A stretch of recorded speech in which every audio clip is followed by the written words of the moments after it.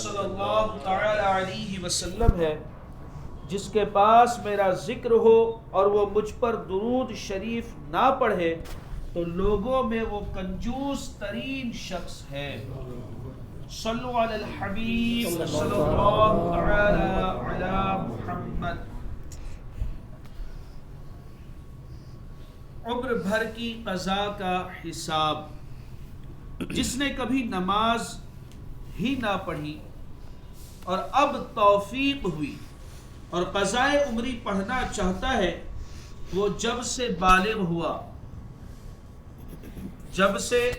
ہوا ہے اس وقت سے نمازوں کا حساب لگائے، اور تاریخ بلوغ بھی نہیں معلوم، کون سی تاریخ کو بالغ ہوا یہ بھی نہیں معلوم، تو احتیاط اسی میں ہے کہ عورت 9 سال کی عمر سے اور مرد 12 سال کی عمر سے نمازوں کا حساب لگائے۔ 12 سال کی عمر سے ابھی جو عمر ہے اس کے حساب سے حساب لگا لے۔ قضا کرنے میں ترتیب کیا رہے گی؟ قضائے عمری میں یوں بھی کر سکتے ہیں کہ پہلے تمام فجریں ادا کرے،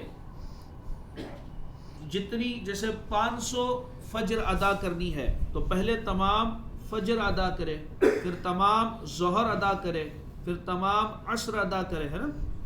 قضائے عمری میں یوں بھی کر سکتے ہیں کہ پہلے تمام فجریں ادا کر لے، پھر تمام ظہر کی نمازیں، اسی طرح عصر، مغرب اور عشاء۔ قضائے عمری کا طریقہ حنفی۔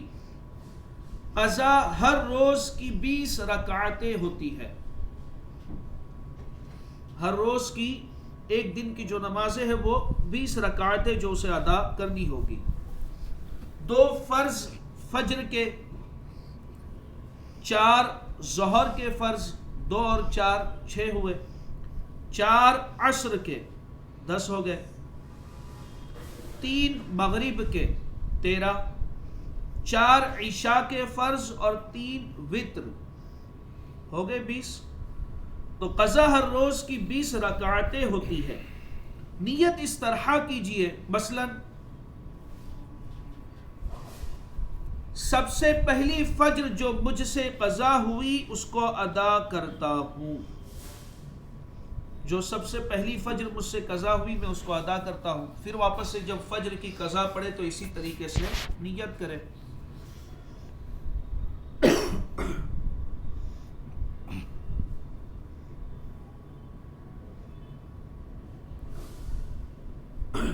ہر نماز میں اسی طرح نیت کیجئے۔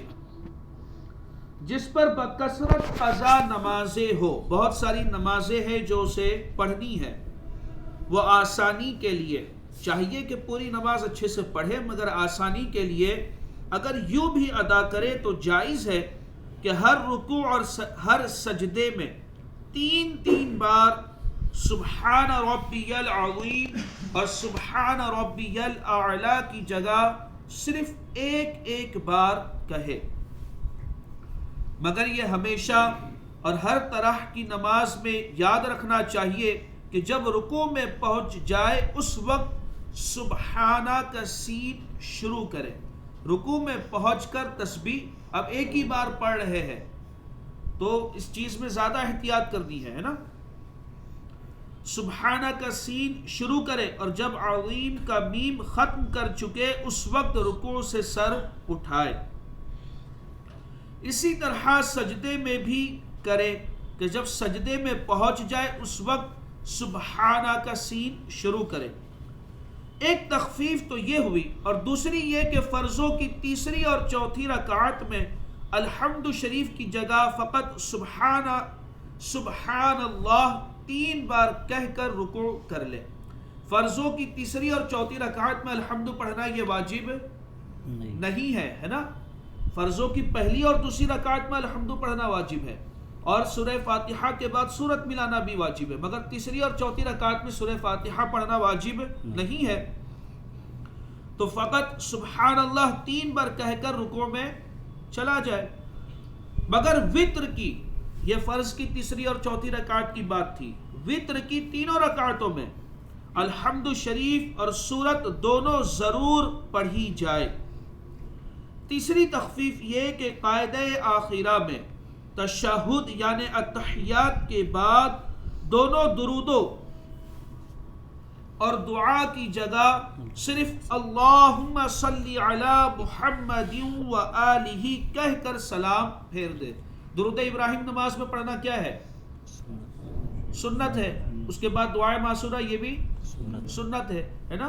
تو یہاں پر یہ ہے کہ اگر بہت ساری نمازیں پڑھنی ہے تو خالی اللہم صلی علی محمد و آلہ کہہ کر سلام پھیر دے تب بھی ہو گیا۔ چوتھی تخفیف یہ ہے کہ وتر کی تیسری رکعت میں دعائے قنوت کی جگہ، دعائے قنوت جو ہمارے یہاں معروف ہے وہ اللہم انا نستعینک کا، مگر دعائے قنوت یہاں پر کوئی بھی دعا جو کلام پاک میں ہے، حدیث کے اندر مذکور ہے، ہم پڑھ سکتے ہیں۔ تو جو ہم پڑھتے اللہم انا نستعینک کی جگہ اللہ اکبر کہہ کر فقط ایک بار یا 3 بار رب اغفر لی کہے۔ رب اغفر لی کا کیا مطلب ہے؟ اے اللہ میری مغفرت فرما، ہے نا؟ تو یہ بھی تو بہترین دعا ہے نا؟ تو یہ تخفیف 4 تخفیفیں بیان ہوئی۔ نماز قصر کی قضا، جو حالت سفر میں نماز قضا ہوئی اس کو اگر ہم پڑھ رہے ہیں تو اگر حالت سفر کی قضا نماز حالت اقامت میں پڑھیں گے تو قصر پڑھیں گے، اور حالت اقامت کی قضا نماز سفر میں قضا کریں گے۔ حالت اقامت میں گھر میں کچھ نمازیں قضا ہوئی ہے، اب حرمین شریفین گئے، حالت سفر میں ہے، وہاں ہمیں قضا کو ہمیں ادا کرنا ہے تو ہم پوری پڑھیں گے، کیونکہ ہماری یہ نمازیں کہاں قضا ہوئی تھی؟ حالت اقامت میں، ہے نا؟ یعنی قصر نہیں کریں گے۔ تو جس حالت میں نماز قضا ہوئی ہے ہمیں وہ ادا کرنا ہے، وہ پڑھنا ہے۔ صلو علی الحبیب صلی اللہ تعالی علی محمد۔